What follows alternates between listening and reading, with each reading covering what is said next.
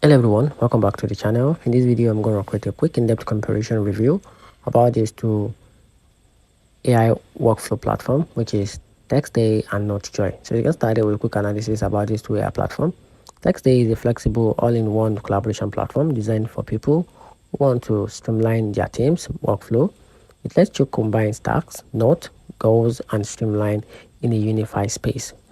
Perfect for project planning, team collaboration, and staying organized with real-time collaboration and lightweight UI. Taxi is great match for group of people who collaborate or need a collaboration hub to move forward together. I'm talking about Notejoy on the other hand, focus mainly on effortless note sharing and collaboration.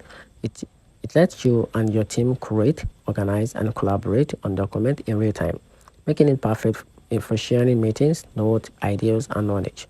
So if you want a lightweight, flexible tools to keep your team's knowledge based on the date and easily accessible, Notejoy is a strong contender. So if you need all round team up, Taskday shines. But if you prefer a simple collaborative note sharing, Notejoy might be the best option. And that's it.